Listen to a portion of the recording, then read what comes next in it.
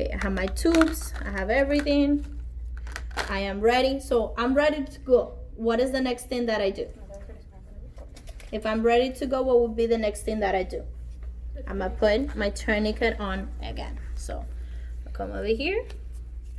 I'm gonna put on my tourniquet again. It's tight, but it's not that tight.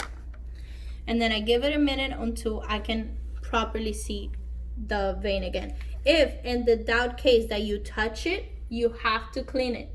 If I'm touching it, I have to clean it again. Okay. So you're gonna get another alcohol wipe and you're gonna clean it the same way that you clean the other one, and you let it air dry. If that is the case, you do have to remove the tourniquet and put it again.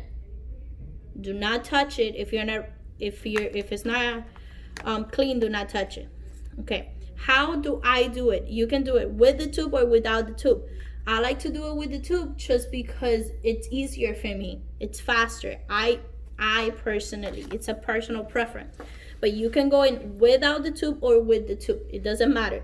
If you go in with the tube, do you see my tube is not completely in? It's just presented. I'm going to push it once I'm already inside the vein. Why? Because it loses the vacuum. Okay? So I'm going to pull my hand on the bottom, hold it down so that way I can hold the vein in place, and I'm going to go in on a swift motion. Okay? I'm not too deep. And then you pop it. And then I pop it. But sometimes the tubes are not that good, and you see how like the blood is like coming out slowly? Yeah. Because they're just for practice. I took off my tourniquet, right? I take off my tube and I put the gauze on top, and then I come out. See? Did it hurt too much? No, you keep on going if you want. No, that's fine. Now, when you're going to put the Band-Aid, it's very important that the patient is no longer bleeding. You have to wait until they stop bleeding. Why? Because if I put the Band-Aid on and they're still bleeding, by the time they go to front desk, the whole arm is going to be full of blood. Yeah. So you want to make sure that the patient is no longer bleeding. Once they stop bleeding, then you go ahead and put the Band-Aid. If they're not allergic. If they're allergic, then you just wait. Do you ever tell them to like hold it up, like with the gauze? No. It's not that necessary? No, it's not. It's like saying like to cut the circulation. Yeah. But it's not really necessary. As long as you yourself put pressure. Yeah. Oh, something else. When you guys saw me take it off, do you saw me do this against the table? That is to lock it.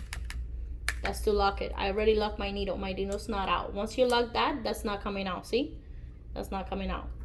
So once you take it off, immediately, I did it like by motion, but when you take it out, immediately you lock it against the table. You don't do it with your hand because you can poke yourself. So you lock it against the table, and then that's it. See? He's no longer bleeding. He doesn't even need a Band-Aid. But do you want a Band-Aid? If you want. Can use it just in case. Now, this is how you put a Band-Aid. I want you to make sure that you put it this way. Not sideways. Why that way? Turn your arm. It doesn't pull. Yeah. It doesn't hurt you. So the other way, what happens is that when it's like this, it's going to pull on your skin. And that hurts you. So if you put it like that, you can turn your arm without having the sticky. Yeah, basically. And the residue stay over. So if the patient is a bleeder, meaning they're bleeding a lot, and even for more like pressure that you put, they still bleed, you get a clean gauze, you fold it in 4, and you put it under the Band-Aid. So that way there's more pressure. Okay? Well, thank you. And that's it. Now, what I would like